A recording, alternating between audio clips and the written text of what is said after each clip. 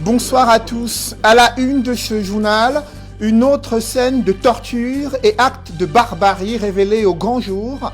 Un homme impliqué dans une altercation a été arrêté, placé en garde à vue, molesté et brutalisé dans une brigade de gendarmerie selon sa famille et ses proches. Victime de maltraitance physique, il a succombé à de graves blessures. Il est mort ce mardi, quelques heures après avoir été libéré. La scène se déroule au lieu-dit PK14 à Douala. Que s'est-il réellement passé entre le jour de son arrestation et sa garde à vue dans cette brigade de gendarmerie? Élément de réponse à suivre au cœur de ce journal. Qui va organiser les compétitions de football au Cameroun? Deux comités se disputent la compétence de pouvoir lancer les championnats de football au Cameroun. D'un côté, un comité intérimaire désigné par la FIFA après la suspension décidée par le TAS. De l'autre côté, en face, c'est un comité provisoire de gestion mis en place par l'Assemblée générale de 2009. Vous suivrez dans ce journal comment la guerre des tranchées est ouverte au sein de la Fédération camerounaise de football.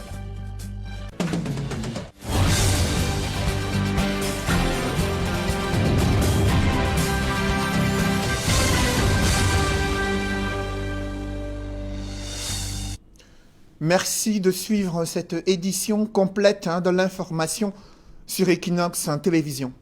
Après l'annonce de l'arrestation de 8 éléments des forces de défense et de sécurité impliqués dans la torture d'un civil sur le théâtre de la crise anglophone, des zones d'ombre demeurent dans cette affaire. Equinox vous révèle en exclusivité le film intégral de l'arrestation de cet homme et son audition dans un commissariat de police du côté de Ndou, dans le Ndongamanton, région du Nord-Ouest. Arrestation et audition survenue bien avant ces scènes de torture. Le récit des faits avec Mathilda Kemazou et Jean-Paul Chouniat. Sur cette image, filmée à partir d'un téléphone portable, un commissaire de police et deux éléments, interrogeant Jean-Faï Mbongon, cet habitant de Ndou, soupçonné d'appartenir aux séparatistes Amba Boys, qui kidnappent, assassinent et décapitent les hommes en tenue et civils au nord-ouest, une des deux régions anglophones en crise. Si on livre de Galway about, nothing more to tell you, they don't hold you for waiting. Now, so if they don't send you, then they know they know. On voit bien le policier le mettre en garde contre tout jeu trouble qu'il tenterait d'entretenir. No be play, that matter no be play. When you try, you go die for the matter. If not them, they send you. Look out. Pris en flagrant délit de possession de deux cartes nationales d'identité, des gris-gris et des potions, Jean-Faï Mbongon se défend, déclarant que ces produits seraient des remèdes traditionnels contre une toux qu'il traîne depuis. Celui-ci, c'est quoi?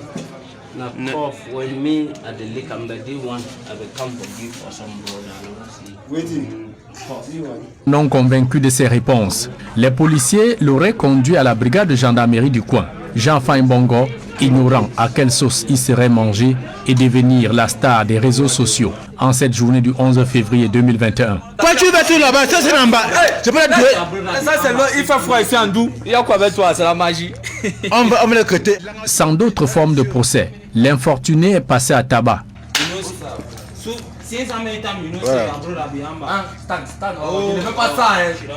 En plus des policiers, gendarmes et militaires musclent la torture pour lui arracher des aveux de ses connexions aux sécessionnistes Amba Boys. Ah, Moula, ce sont les pieds, tape sur les pieds et il va confirmer. Malgré la vive douleur au fond de sa chair, Jean-Faï Mbongon va continuer de clamer son innocence, irritant davantage ses tortionnaires qui le frappent à coups de pied et de machette à la plante des pieds, au ventre et au dos durant une dizaine de minutes.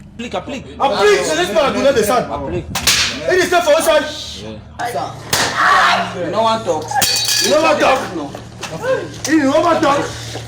C'est la manœuvre. Ne lâchant le moindre aveu, jusqu'à son évanouissement à mort, Jean-Faï Mbongon sème le doute et l'incertitude dans l'esprit de ses bourreaux. Bon, regarde yo, on ne sait pas encore s'il est vraiment en bas. Tout va non. On ne connaît pas encore s'il est vraiment en bas. Aujourd'hui, l'opinion nationale et internationale s'interroge désormais sur les motivations des hommes en tenue à avoir torturé cet homme de la sorte, faisant filmer l'acte horrible pour la balancer sur la toile. La victime était-elle en communication avec les Zamba Boys? Autant de questions et de zones d'ombre que seule l'enquête en cours au ministère de la Défense pourra élucider. Une affaire à suivre.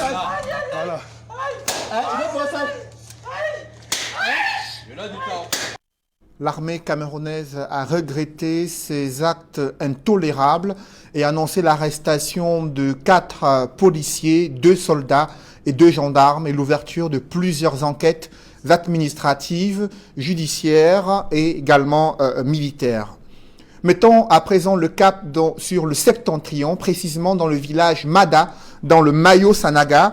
Là-bas, les populations n'ont ni eau ni lumière, une seule école primaire avec des élèves assis à même le sol.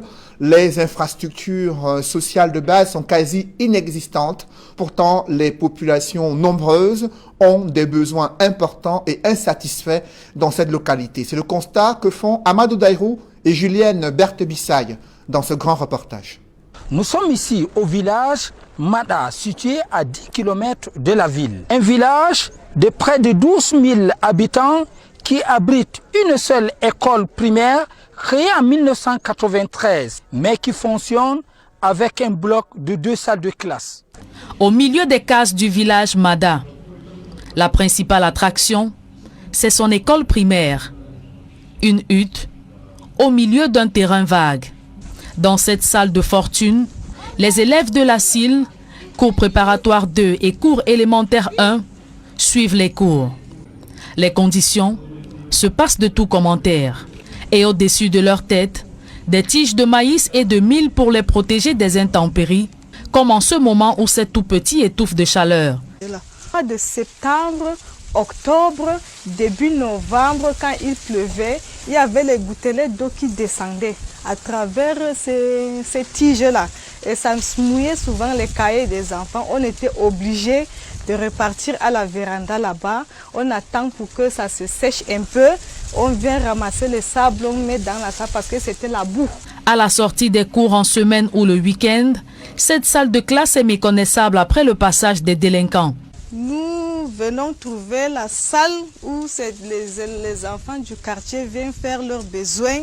Et souvent, on est obligé chaque matin de nettoyer la salle de classe. Et souvent, nous écrivons la lecture au tableau tout entière. On vient trouver la lecture et effacer. Faute de fenêtres et comme vous le constatez, pas de porte, pas de fenêtres. Bâtie sur 3 salles de classe au départ, l'école publique de Mada ne compte plus qu'une seule. Les 2 autres n'ayant pas résisté à l'usure du temps. Je suis venu lorsque le bâtiment avait 5 ans. Donc j'ai vu que ça ne tenait pas. En tant que l'homme de terrain, je ne pouvais pas supporter d'être dans cet état. Donc j'ai demandé à la population de Ramblay, elle a résisté. Je suis allé voir le Lawan, le Djaouro et tout ça. Bon, la salle quand même a été remblée, les élèves aussi, le concours des élèves. Alors, passé ce temps, la saison pluvieuse qui suit, le vent balaye tout. 27 années sont passées. Les élèves de l'école publique de Mada respirent désormais un air de confort dans un bâtiment moderne de 2 salles de classe, équipé en table-banc, dont d'une âme de bonne volonté, touchée par la souffrance de la petite communauté de Mada. C'est une grande joie. Vraiment, c'est un ouf de soulagement que je ne peux pas même exprimer ici. Je sais qu'avec mes enfants, nous allons beaucoup travailler. On va rattraper le temps un peu perdu. Au-delà du déficit d'infrastructures scolaires, le village Mada manque tous les services sociaux de base. Centre de santé, adduction en eau potable, électricité, route. Bref, un village bien enclavé. Il nous faudrait vraiment un centre de santé qui dit vraiment dignement son nom. Parce que, imaginez, avec 12 000 habitants, on va soit à 5 km ou à 6 km pour se soigner. Souvent même les malades tombent même en route parce que vu les moyens de déplacement, vu également l'accès des routes, c'est déjà un problème. C'est beaucoup de problèmes même. De jour comme de nuit, les populations de Mada rêvent voir leur village transformé en une belle cité où il fait bon vivre. Restons dans le Grand Nord pour évoquer cette affaire qui s'apparente à une gabegie financière à l'université de Ngaoundéré. Dans les caisses de cette institution, près de 700 millions de francs CFA dépensés sans véritable justificatif. Révélation faite lors d'une réunion du conseil d'administration de l'institution universitaire. Un délai a été accordé à l'administration afin de voir plus clair dans cette affaire. D'autres précisions avec Jean-Blaise Noupayé et Jean-Paul Chouniat. À l'université de Ngaoundéré, la gabegie financière s'est érigée en mode de gestion depuis plusieurs années. L'opacité et les irrégularités dans les procédures comptables se dénombrent en quantité dans l'exécution des dépenses publiques de cette institution, financée à 95% sur le budget de l'État. L'interdiction des quittances manuelles. L'année passée, on a été confronté à des quittances manuelles. Que moi, je sais qu'il n'y a plus de quittances manuelles.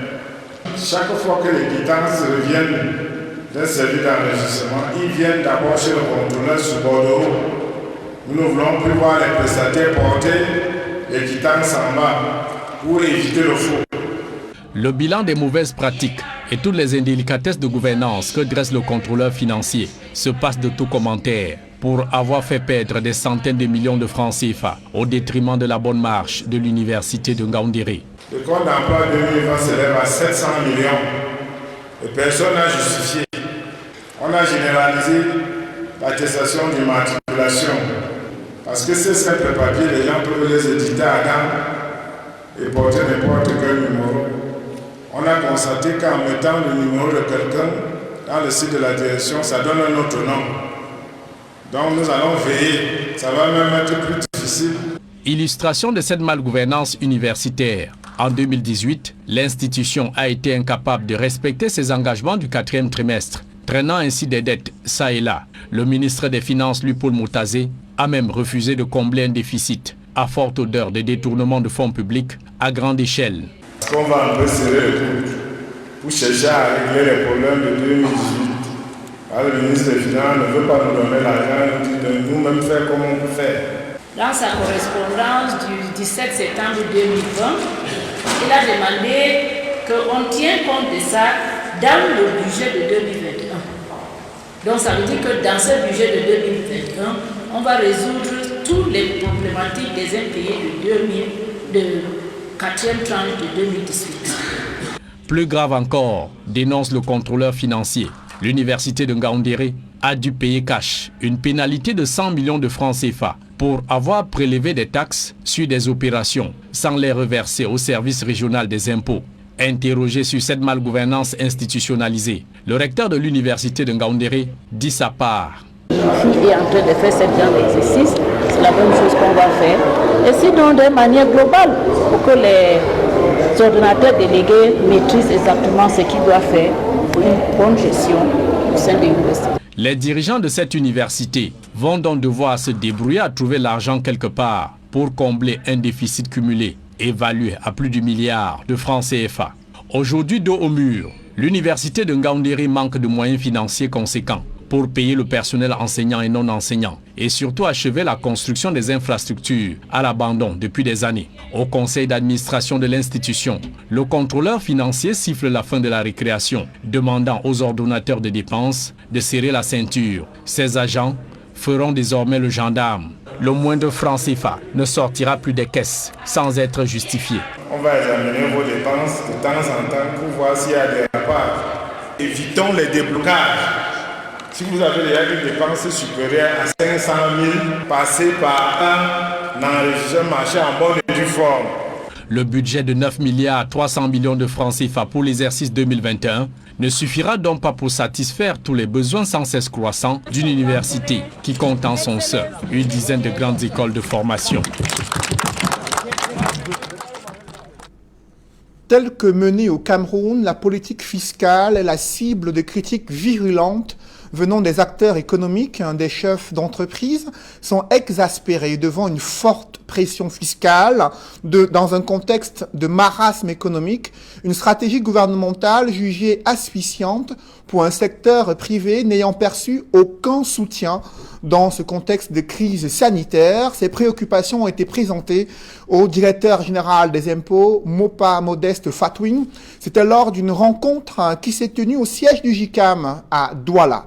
D'autres détails avec Cédric Chouna et Donald Brice Kamgan. Alors, si nous déclarons de façon claire... Expliquer, écouter. C'était le maître mot de la rencontre entre Modeste Mopa Fatouine et les patrons des grandes entreprises.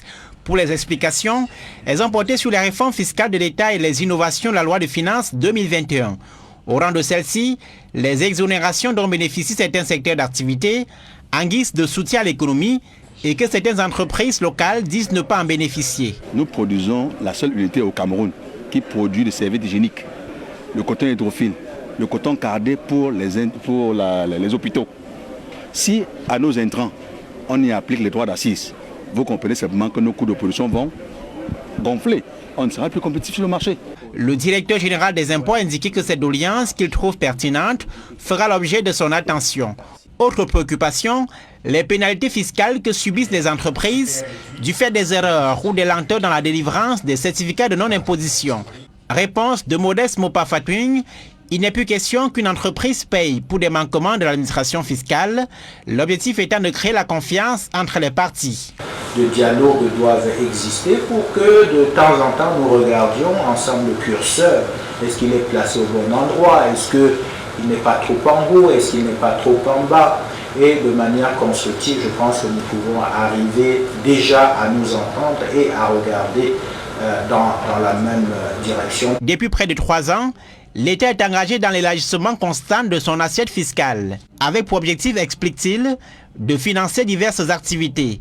Mais les grandes entreprises se disent quelque peu étouffées par la pression fiscale. Veiller à ce que cette volonté d'élargissement, pour bien entendu soutenir l'économie nationale, ne tue pas nos industries et nos activités respectives. Il faut un juste équilibre dans toute réforme et c'est un peu le sens de cette rencontre d'aujourd'hui. En tout cas, c'est ce que nous en attendons. Parce que la peur de grandir, c'est que plus tu grandis, tu deviens une cible. Tu dois payer plus des impôts. Donc du coup, personne ne veut pas grandir. Tout le monde veut rester petit. Le juste impôt, c'est aussi l'objectif de la Direction générale des impôts, a expliqué Modeste Mopa Fatouine. Pour le patron du recouvrement des ressources financières de l'État, les rencontres comme celle de Douala participent de sa volonté de restaurer la confiance par la création d'un cadre de dialogue permanent dans l'intérêt des entreprises, de l'État et de l'économie. Au final, face aux recriminations du secteur privé, le directeur général des impôts a souligné que l'État a suspendu les contrôles fiscaux en 2020 en réponse aux effets dévastateurs de la crise sanitaire. Modeste Mopa Fatouine annonce la mise en œuvre des réformes visant à faciliter le paiement des impôts. Je vous suggère d'écouter le directeur général des impôts durant sa séance de travail avec des acteurs économiques.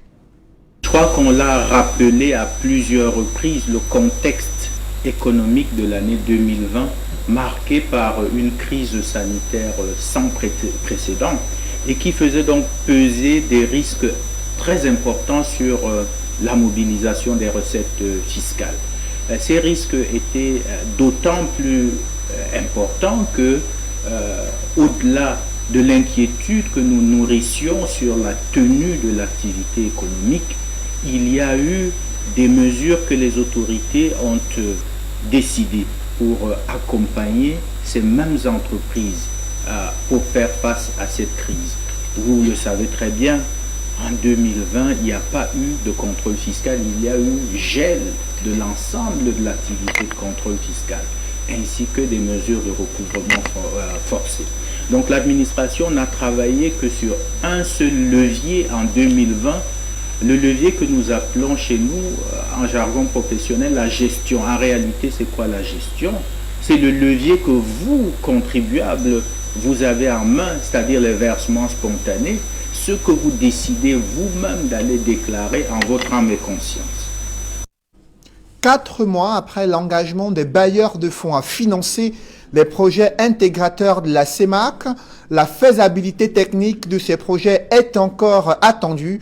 Le constat a été fait lors de la 2e réunion du comité de suivi du financement et de la mise en œuvre de ces projets intégrateurs au sein de la communauté économique et monétaire d'Afrique centrale. Les experts ont exhorté les différents pays où doivent être réalisés ces différents projets à mettre le pied à l'étrier afin de donner aux différents bailleurs toutes les conditions et les contours de faisabilité des projets intégrateurs. D'autres détails avec Innocent Abega et Eric Fopossi. 3 mois après la table ronde sur le financement des projets intégrateurs de la CEMAC tenue les 16 et 17 novembre 2020 à Paris en France, la question de la mobilisation des ressources et de la mise en œuvre effective de ces projets reste préoccupante. Une réunion à cet effet vient de se tenir à Douala. Identifier clairement les projets pour lesquels les financements ont été mobilisés, évaluer les conditionnalités des financements annoncés, désigner les chefs de file par projet au niveau des institutions et des banques de développement, mettre en place un calendrier de réunions avec les États membres concernés en vue du lancement des projets, ainsi qu'un tableau de bord de suivi des projets et de leur financement, et enfin préparer des courriers de relance, de réponses vers les différents partenaires qui avaient fait des demandes d'informations complémentaires sur les projets présentés à Paris. Les États membres de la CEMAC sont invités à accélérer et à approfondir les réformes entreprises, notamment en matière de gestion des finances publiques et de la dette, ainsi que l'intégration des marchés financiers au niveau régional. Condition indispensable pour la finalisation du financement par les bailleurs de fonds des 11 projets choisis pour accélérer l'intégration sous-régionale. On n'a pas choisi les projets en fonction de la nationalité. On a choisi des projets qui étaient mûrs, qui étaient arrivés à maturité et qui pouvaient être mis en œuvre dans des conditions acceptables, aussi bien au regard de la viabilité de nos finances que sur le plan international. Et nous avons choisi des projets susceptibles d'accélérer l'intégration. Pour chacun des projets routiers, des barrages hydroélectriques ou d'interconnexion du Cameroun avec les autres pays de la CEMAC par la fibre optique, des recommandations sont émises par le comité technique de suivi de la mobilisation des ressources et de la mise en œuvre des projets intégrateurs de la CEMAC. Ce qui est important maintenant, ce ne sont plus les annonces, c'est comment mettre en œuvre ces annonces. Quel est l'état réel du projet sur le terrain? Il faut que certaines de nos institutions, la BAD, la Banque mondiale, la BDAC, descendent sur le terrain pour évaluer les projets. Il faut que les caractéristiques soient ressorties. Il faut qu'on connaisse les composantes. Qu'est-ce qu'on veut financer comme composante?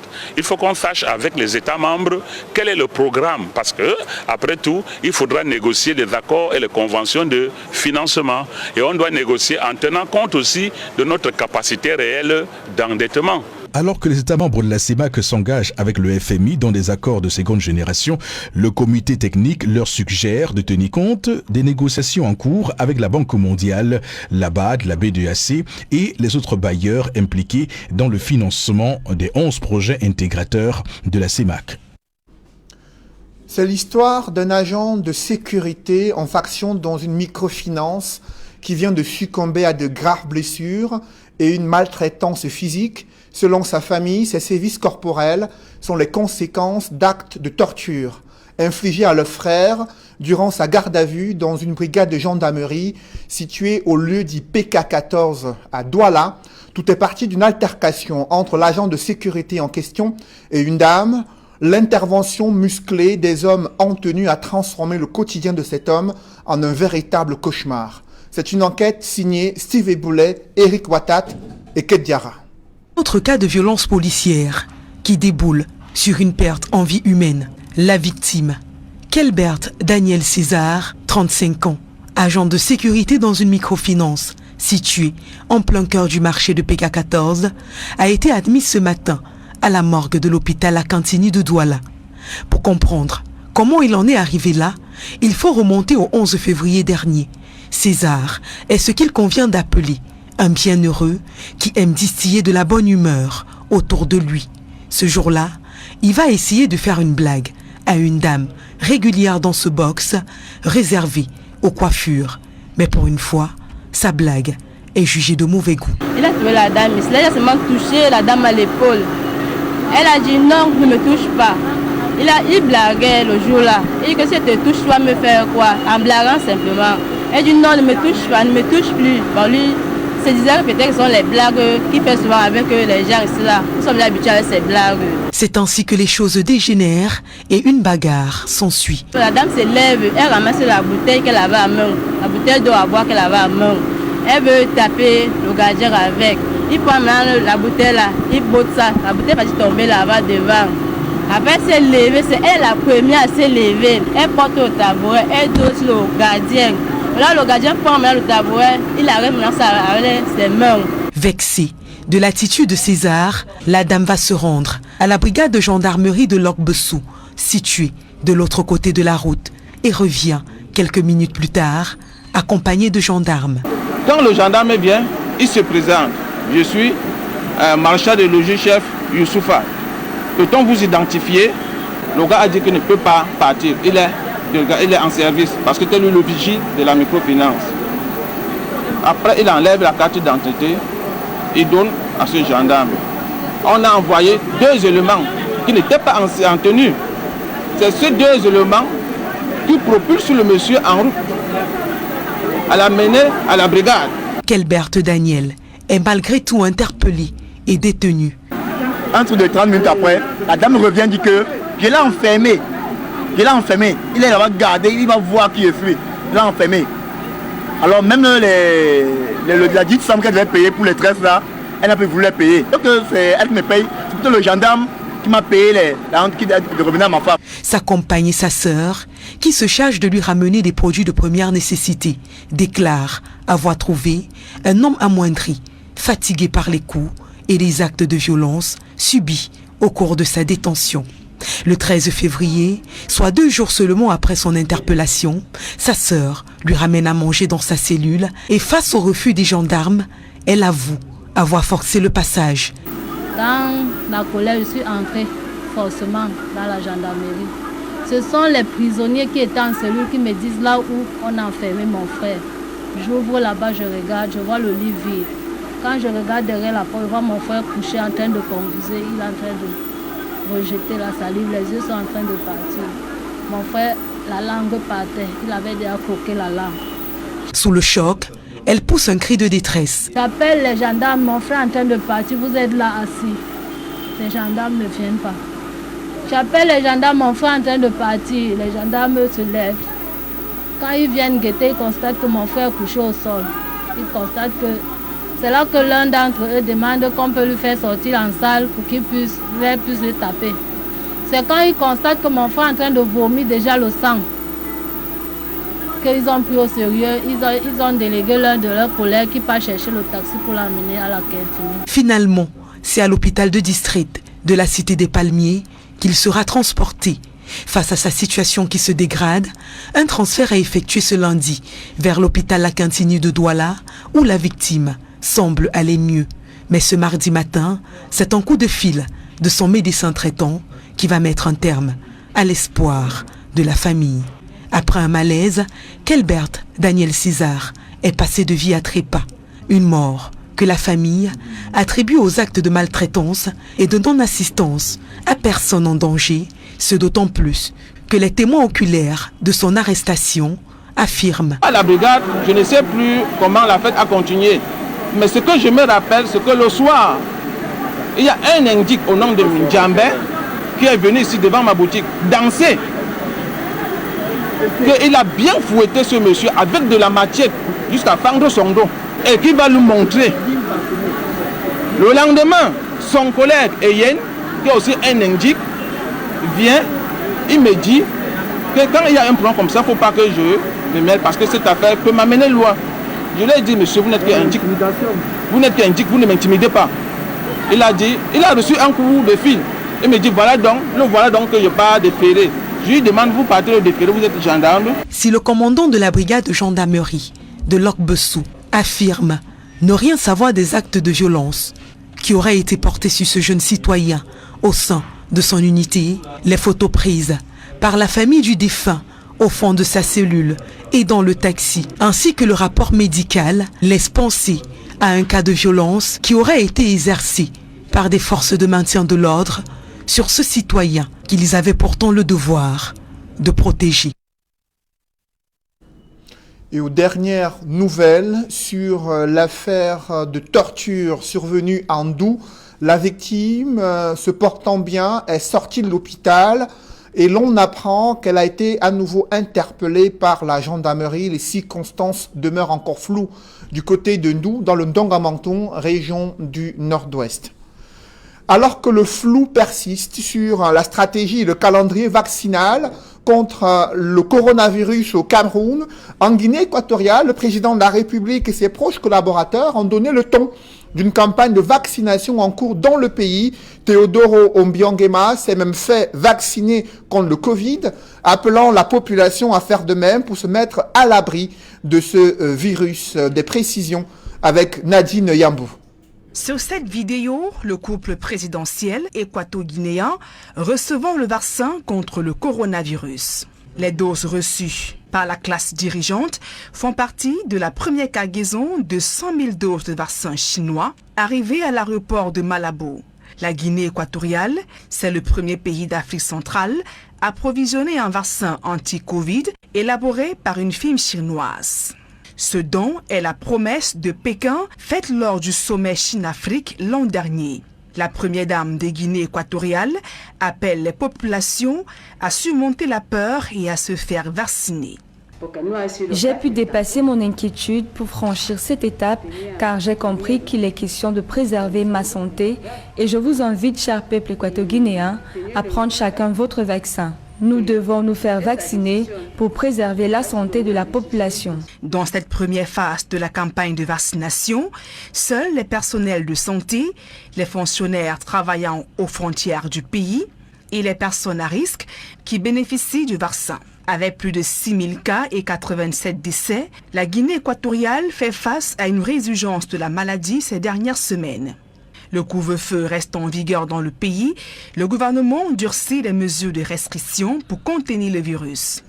Et au Gabon voisin, le pays d'Ali Bongo Ondimba planifie sa stratégie de vaccination contre le coronavirus. Il vise 20% de la population, soit 450 000 personnes. Aucun vaccin n'a encore été validé. Les pouvoirs publics affirment vouloir s'assurer de l'efficacité de ces vaccins avant leur entrée sur le territoire. Mais un choix est déjà porté vers un vaccin européen. Contrairement à ses deux voisins, au Cameroun, c'est le mystère total autour de l'équation du vaccin. Aucune information officielle ne filtre. Le corps médical dénonce le flou qui entoure la question dans le pays. Des virologues déplorent sous cap l'absence d'une stratégie vaccinale et la gestion de la crise sanitaire, alors que de nombreuses vies sont fauchées par le virus. Au ministère de la Santé publique, c'est le silence total. Néanmoins, une première réunion préparatoire à l'introduction du vaccin contre le coronavirus s'était tenue le mois dernier à Yaoundé. C'est une question qui taraude l'esprit des Camerounais. Qui organisera les compétitions de football au Cameroun? Deux comités se disputent la vedette. D'un côté, il y a le comité intérimaire, désigné par la FIFA après la suspension du TAS. En face, c'est un comité provisoire de gestion mis en place par l'Assemblée générale de la FECAFOOT de 2009. Les deux comités ont tenu des réunions ce mardi à Yaoundé avec pour objectif d'annoncer la préparation de lancement des championnats de football au Cameroun. Des précisions dans ce reportage signé Élisée Bogba et Ike Cyril. Au siège de la Fédération camerounaise de football au quartier Tchinga à Yaoundé, des visages bien connus de présidents ou représentants de clubs sont réunis autour de Seydou Mbombo Njoya. Celui qui signe désormais comme président par intérim de la FECAFOOT lève d'abord le voile sur la portée juridique des actes qu'il s'apprête à poser. Il est important de vous rassurer que c'est en toute légalité, légitimité et sérénité que nous organisons ces championnats. Seydou Mbombo Njoya donne par la suite l'objectif de la rencontre. Notre réunion de ce jour, comme vous le savez, a pour principal objectif d'examiner les voies et moyens pour la relance de notre championnat professionnel pour la saison 2020-2021. En ce qui concerne la FECAFOOT, Toutes les dispositions sont déjà prises pour le démarrage effectif de ces compétitions. Pour la nouvelle saison, les championnats Elite 1 et Elite 2 se joueront en 2 sous-poules déjà constituées. Match d'ouverture pour l'Elite 2 le 26 février. Match d'ouverture pour l'Elite 1 le 27 février 2021. Seydou Mbomo Djoya espère que l'État mettra à sa disposition les stades et moyens financiers nécessaires au lancement de la saison. La question des infrastructures et des subventions de l'État n'est plus une énigme. Nous sommes confiants que cette problématique sera résolue dans les plus brefs délais. À Tinga, l'on parle relance des compétitions. Mais dans le même temps, au siège de la Ligue de football professionnel, au quartier Fouda à Yaoundé, le CPG, Comité provisoire de gestion, mis en place par l'Assemblée générale 2009, est réuni en séance ordinaire. Après avoir examiné les points inscrits à l'ordre du jour, la première décision est prise. Les championnats Elite 1 et Elite 2 seront organisés par la Ligue de football professionnel du Cameroun. Nous avons rétabli la Ligue professionnelle conformément à la décision du tribunal arbitral de sport, décision devenue définitive, dans ses fonctions d'organe chargé de l'organisation du championnat professionnel de football du Cameroun. Le CPG met en garde les présidents de clubs qui seraient tentés de prendre part à un championnat organisé par toute autre entité que la LFPC. Nous avons attiré leur attention sur les risques qu'ils encourent en allant participer à un championnat qui est organisé par des gens n'ayant aucun mandat. Parce qu'après, le résultat du championnat peut être attaqué, ils auront perdu et l'argent et l'énergie. Suspendu par le TAS, mais maintenu en fonction par la FIFA pour gérer les affaires courantes, l'équipe conduite par Seydou Mbomo Djoya est également la cible du comité provisoire de gestion. Nous avons décidé de suspendre un certain nombre de personnels qui ont violé les statuts de la FECAFOOT et de la FIFA en portant devant les juridictions civiles une affaire de sport. Deuxième chose, nous avons retiré au comité intérimaire, qui est de l'autre côté, les pouvoirs d'organiser quelques manifestations que ce soit. Mais si le calme a régné à Tinga pendant les travaux de l'exécutif désormais intérimaire de la FECAFOOT, la tenue de la séance ordinaire du comité provisoire de gestion au quartier Fouda, par contre, n'a pas été un long fleuve tranquille. Des éléments des forces de l'ordre ayant fait irruption dans la salle ont tenté d'interrompre les travaux. C'est la brigade de Ngoussou. Je suis avec le sous-préfet. Le sous-préfet m'a requis pour l'accompagner au niveau de la ligue de football à Fouda. Non, vous fonctionnez avec la loi. Vous pensez que c'est l'arbitraire. Vous pouvez décider arbitrairement de faire ce que vous voulez sans vous appuyer sur la loi. On l'a envoyé pour interdire la réunion. J'ai demandé, est-ce que j'ai fait une déclaration de réunion? Je suis dans un service, je tiens une réunion avec les gens du service, qu'on me montre l'arrêté d'interdiction. Après moult tractations et des coups de fil passés ça et là, les travaux sont allés jusqu'à la fin. Le président du CPG annonce qu'il ne reculera devant aucune forme de pression. Sauf décision de la plus haute autorité, je ne céderai à aucune pression ou à aucune intimidation. Sur cette lancée donc, le CPG s'est penché sur le cas André Onana. Suspendu par l'UEFA pour dopage, le gardien de but des Lions indomptables pourrait manquer la CAN 2022. Le comité provisoire de gestion annonce la constitution d'un avocat international afin de défendre les droits du joueur auprès de l'UEFA. Mesdames, messieurs, c'est la fin de ce journal. Merci de l'avoir suivi. Juste après cette édition de 20h, retrouvez Serge Alain Autou et ses invités pour le débrief du journal sur le plateau d'Equinox Soir. Serge Alain. Un agent de sécurité succombe à ses blessures dans une brigade de gendarmerie. C'est une scène effroyable vécue il y a quelques jours au lieu dit PK14 à Douala. Il a eu une altercation avec une dame. Celle-ci a appelé en rescousse des éléments de cette gendarmerie. L'agent en question placé en garde à vue en est ressorti complètement torturé, maltraité physiquement à la suite des multiples dénonciations et pressions de sa sœur qui a témoigné dans cette enquête exclusive. Et vous avez suivi comment il a succombé à ses blessures. Dans le certificat médical, il est confirmé qu'il a subi des actes de maltraitance physique, mais à la brigade de gendarmerie, on nie les faits, mais les circonstances de sa disparition restent floues. Tout le monde pointe un doigt vers les éléments qui l'ont transporté et placé en garde à vue. C'est Alain. Voilà, madame, monsieur, c'est donc l'essentiel. Equinoxe Soir, deuxième partie. Bonne soirée à vous. Je vous souhaite une bonne soirée, Serge Alain. Rendez-vous demain 20h. Dans un instant, madame, monsieur, la suite. Equinoxe Soir.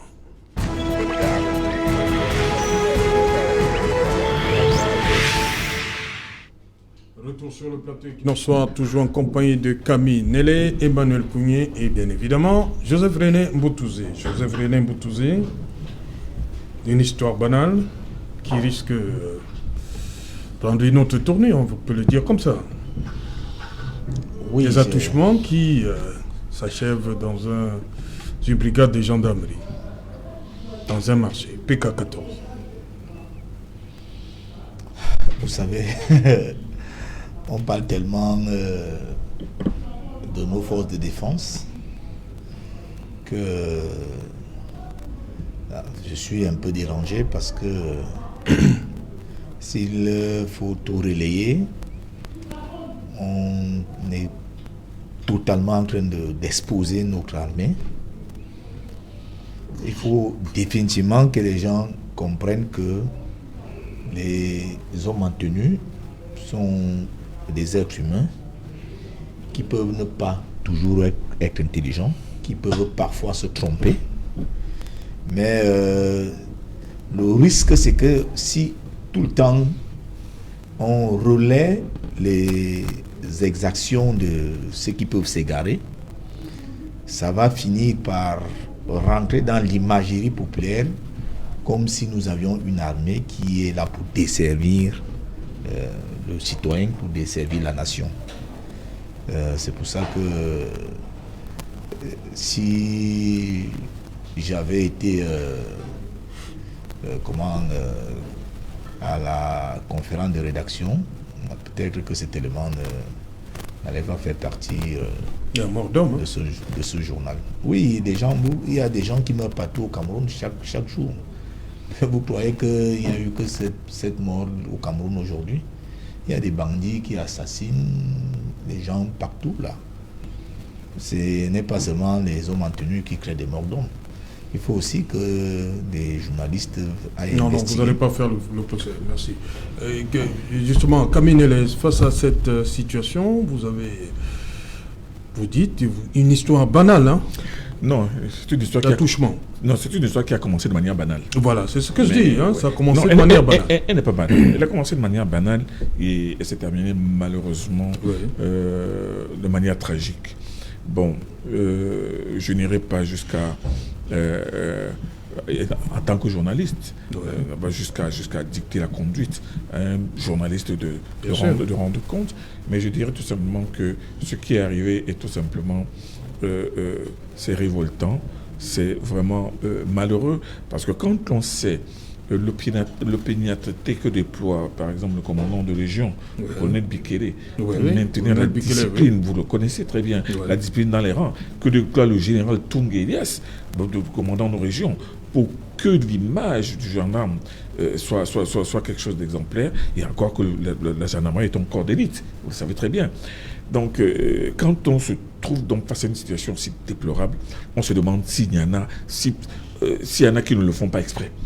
C'est-à-dire qu'on ne peut pas dire qu'un gendarme qui est normalement sorti d'une école, qui a au-dessus de lui une hiérarchie, qui le moralise tous les jours, mais qui va poser des actes qui vont le desservir lui-même. Ce gendarme ou ces gendarmes qui ont molesté ce citoyen, qui l'ont torturé au point que quelques jours plus tard, il en meurt, c'est terminé. Ça, c'est des gendarmes qui vont se retrouver en prison. Et aux dernières nouvelles, moi, j'ai même appris tout à l'heure que ces gendarmes ont été interpellés, sont placés en garde à vue, sont en train de subir un interrogatoire, parce que les autorités de la gendarmerie et du littoral et de la région n'accepteront pas cela. Mais Mboutouzé, lui, il semble pas analyser ça. Hein, il dit... Monsieur Mboutouzé a certainement une réaction, il s'est senti gêné. C'est gênant, parce que quand on a ouvert le journal par l'affaire des éléments des forces de défense qui ont torturé quelqu'un, et qu'on referme le journal par une brigade de gendarmerie, on torture quelqu'un, il y a de quoi être gêné. Vous avez bien, heureusement que vous avez bien perçu ça. Il y a de quoi être gêné. Mais ce que je veux dire, c'est que ce genre d'histoire, ça traumatise. Camille Nélé, vous êtes journaliste, pourquoi vous êtes gêné, vous semblez non, moi je ne suis pas accompagner non. Ce que dit Mboutouzé. Non, écoutez, Serge Alain Autou, non seulement je ne suis pas gêné, mais vous savez très bien que ma spécialité c'est l'enquête criminelle. Et l'enquête criminelle, j'aime me donner parfois l'impression aux gens que je suis insensible à certaines choses. Non, je suis froid. Je suis un journaliste froid et je suis un spécialiste des cas de société qui a pris l'habitude depuis plus de 40 ans de les examiner avec beaucoup de froideur. Et ce que j'ai vu, moi je dis que j'ai examiné ça avec froideur, mais ça c'est pas bien. C'est pas bien. Et moi, je pense qu'il va y avoir une suite judiciaire, il va y avoir une suite disciplinaire, mais ce que ceux ou ces gendarmes ont posé à la brigade de gendarmerie n'est pas bien et ne redore pas le blason de nos forces de défense. Manuel Couillon. Oui, je suis surpris de constater que nous banalisons ce qu'on peut appeler mort d'homme. S'il y a 10 personnes qui sont torturées, mortes, si ça doit faire l'objet du journal, et ce n'est que ça, c'est très important de prendre ça en priorité, parce que rien ne vaut la vie.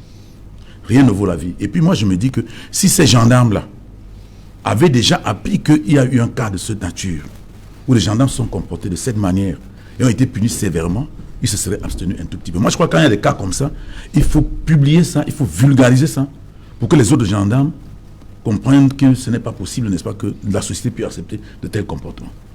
C'est des agents du maintien de l'ordre. Ils sont là pour assurer la sécurité des hommes et des biens. Et que, à un moment donné, ils deviennent un danger pour les hommes. C'est un problème. C'est un problème gravissime. Je crois que pour faire tout ce que nous faisons là, il faut d'abord vivre.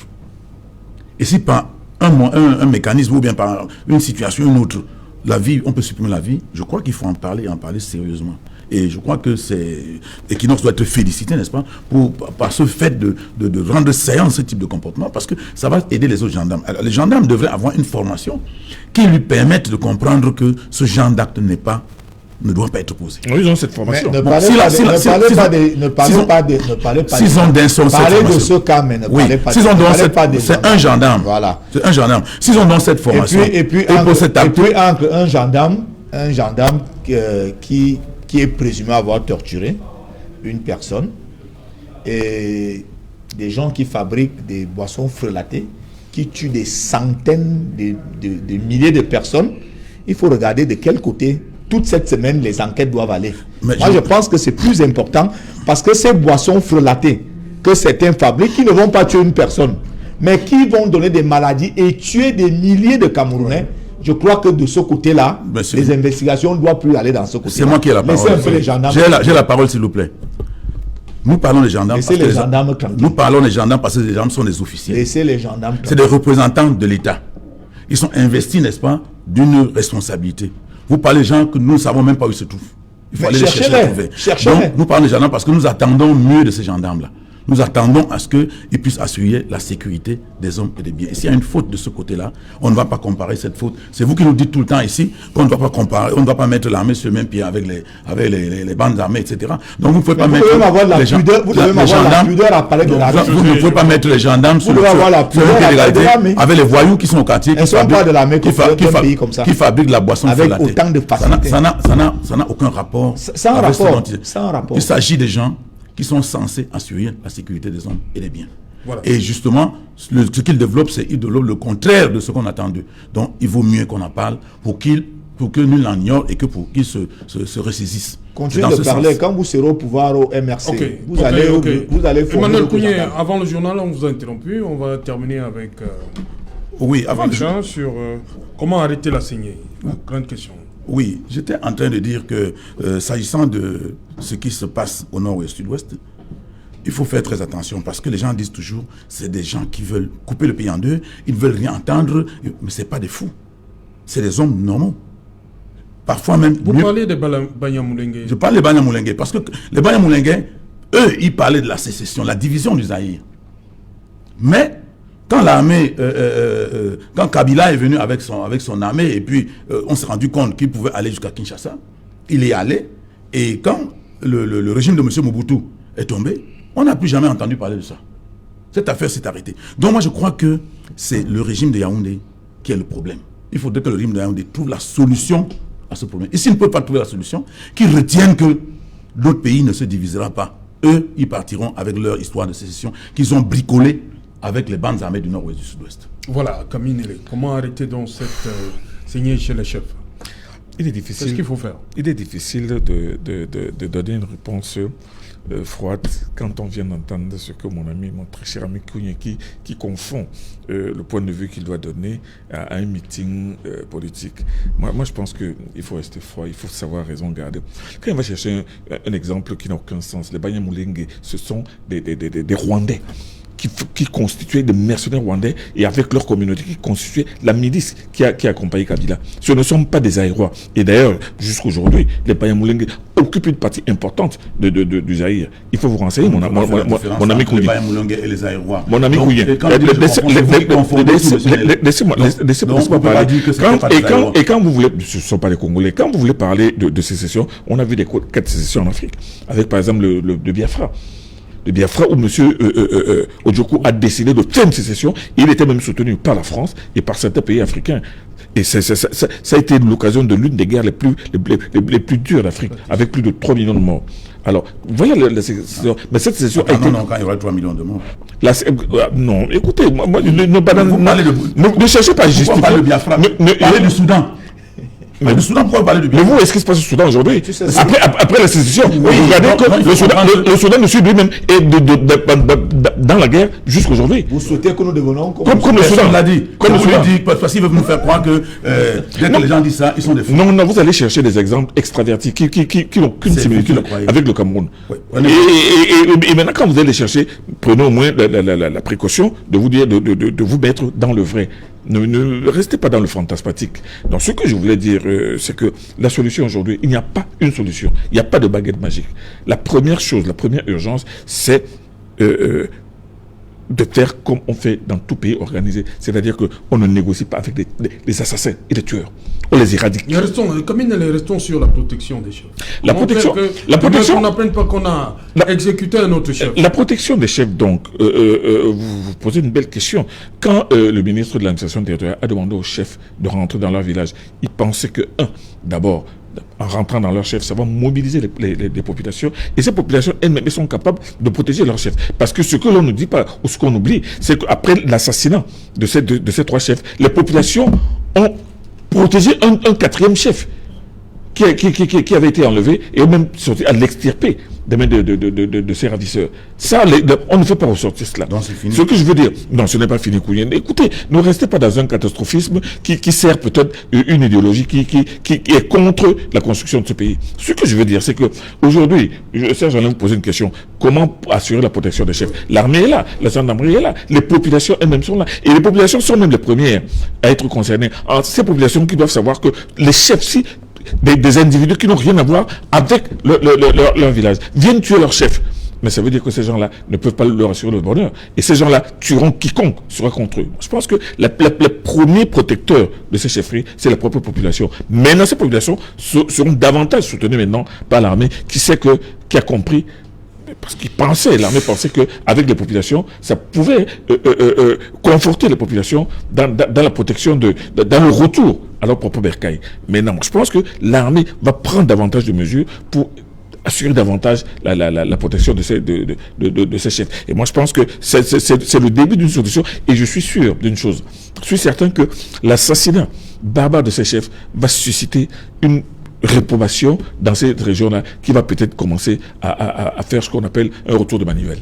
Pour vous, Mboutouze, comment assurer la quiétude les autres chefs, est-ce qu'ils sont dans quel état d'esprit selon vous maintenant? Ils ont peur? On peut se demander à qui le tour, c'est ça? Dans le sud-ouest? C'est légitime que lorsque certains chefs sont tués, que d'autres aient peur. Mais je pense que... comment faire donc pour qu'il n'ait plus peur? Oui, il faut que les régions du nord-ouest et du sud-ouest s'organisent pour mettre fin à cette barbarie. Parce qu'on a vu, lorsque c'était le tour des Boko Haram dans l'extrême nord, on a vu des comités de vigilance qui ont été institués par les populations.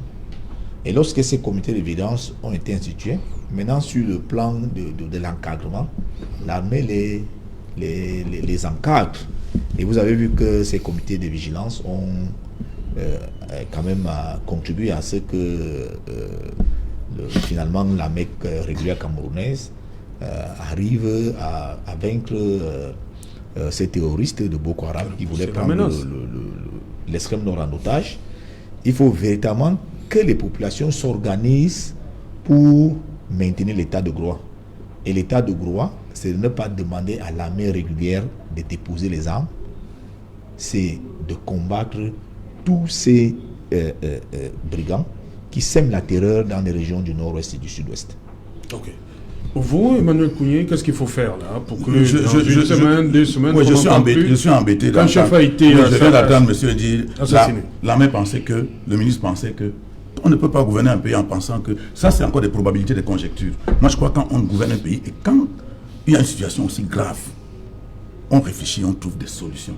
Quand on dit qu'on pensait que ça dit on a dit au chef de rentrer, mais on n'a pas imaginé que ce qui est arrivé pouvait arriver. Ça veut dire qu'on n'a pas anticipé sur les événements, on n'a pas étudié le terrain pour savoir exactement ce qui s'est passé. Donc moi je crois que...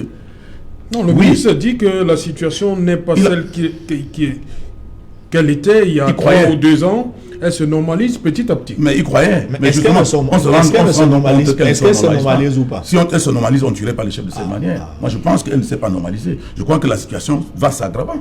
Ça, il faut il faut qu'on le dise. Et puis, il faut dire également que oui, dire que les populations doivent s'organiser, c'est possible. Mais il ne faut pas confondre ce qui se passe à l'extrême nord avec ce qui se passe au nord et au sud-ouest. À l'extrême nord, c'est des étrangers qui entrent dans notre pays pour faire des exactions. Ici, c'est des gens de la localité. Comment vous savez que c'était les étrangers? Est-ce que les Boko Haram ne pouvaient pas recruter les Camerounais? Mais ce qui est vrai, c'est que nous savons que c'est une secte qui vient du Nigeria. Ça, au moins, on le sait. Et puis, vous dites que qu'on peut organiser les populations, mais vous apportez encore une critique. Au lieu de dire comment cela peut être possible. Non, je dis que pour ce qui est du nord et du sud-ouest, la solution ne sera pas d'organiser les populations. Essayez de nous dire comment les populations du sud-ouest peuvent s'organiser. Non, ce n'est pas les populations qui doivent s'organiser. Le pouvoir doit pouvoir discuter avec les commanditaires. Parce que vous allez organiser quoi quand on est en train de leur envoyer de l'argent, des armes et tout ça? Il faut qui leur envoie l'argent, des armes? Il y a des commanditaires quelque part. Ils sont d'où? Mais on les connaît. Il y a certains de vos militants qui ont participé à ce genre de réunions à l'extérieur. Vous pouvez dire ce que vous voulez. Vous dites, si vous avez pleurniché, vous êtes incapable de faire votre travail, vous cherchez les boucs émissaires. On les a vus. C'est votre problème. Vous êtes incapable de gouverner. Cher monsieur, déposé, vous ne pouvez plus gouverner le Cameroun. C'est vous qui tout ce qu'on doit vous dire. En passant dans des réunions où vous n'avez plus la capacité de gouverner le Cameroun. Ça vous dépasse. Merci. Il faut laisser tomber. Kaminele, vous vouliez réagir sur... Vous avez pris l'argent des Camerounais. Vous avez détourné. Joseph René Mboutouzé. Parlez-nous un peu de suivi. Joseph René, vous avez avalé. Kaminele, vous voulez parler du vaccin. On voit nos voisins, le Gabon qui s'active. Et on a vu le président Théodore Obiang Bazogo qui est déjà... Attends, se faire vacciner.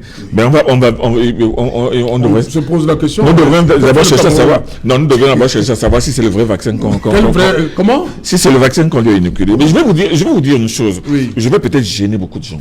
Mais moi, je suis en train de dire que ce qui se passe avec ce vaccin, et ce vaccin qui va se démultiplier. Parce qu'on a parlé de vaccin contre le Covid. Maintenant, on dit que non. Pendant qu'on est en train de vacciner les gens contre le Covid, on dit que non. Il y a une variante de l'Afrique du Sud. On va aussi vacciner les gens avec la variante. Et ensuite, non, il y a une variante anglaise. Et maintenant, on dit bien, il y a une variante béninoise ou je sais pas. Alors, on va se retrouver avec 7 variantes. Donc, on va vacciner les gens 7 fois. Mais ça devient ridicule, cette affaire-là. Et moi, je pense que les scientifiques africains, pas les scientifiques occidentaux, qui gèrent, qui régente l'industrie pharmaceutique mondiale. Les scientifiques africains devraient se réunir et démontrer que cette maladie... Ils sont passés par l'école occidentale. Ils sont passés par l'école occidentale, mais vous avez vu très bien que ce qui se passe en Afrique aujourd'hui, curieusement, les Noirs... On a démenti...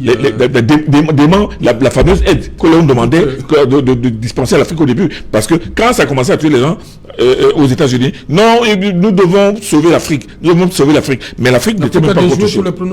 L'Afrique a déjoué tous les pronostics. D'ailleurs, la preuve est là. Parce que si le Covid était ce qui... Et maintenant, quand on regarde même le nombre de contaminés, le nombre de guéris et le nombre de morts, on verra que le taux de létalité de ce Covid est minime, infime. Merci. Il est 1 ou 2%. Donc, moi, je pense que il faut que les scientifiques africains ait le courage de parler et maintenant de dire la vérité en face à ceux qui représentent l'industrie pharmaceutique mondiale que votre histoire de Covid, là, c'est bon pour vous. Par rapport au vaccin, moi je pense qu'on a grandi avec les vaccins. On nous a vaccinés depuis que nous sommes enfants. Moi je suis un scientiste, je crois à la toute-puissance de la science.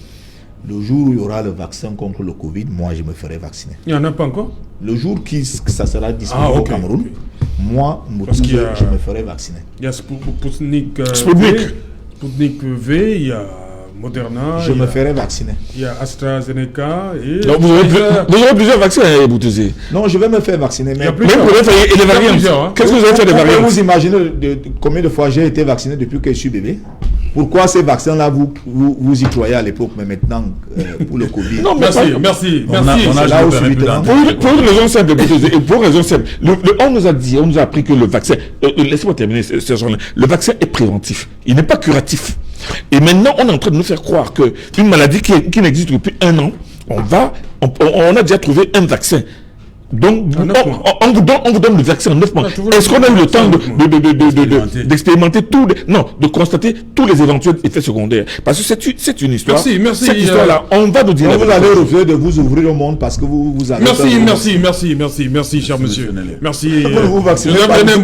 Merci, Kaminele. Merci, Emmanuel Kougné. Voilà, madame, monsieur, nous sommes arrivés au terme de cette édition et qu'il en soit rendez-vous. Il est pris pour demain, 19h. Bonsoir, Carrefour Madelon. Bafoussam.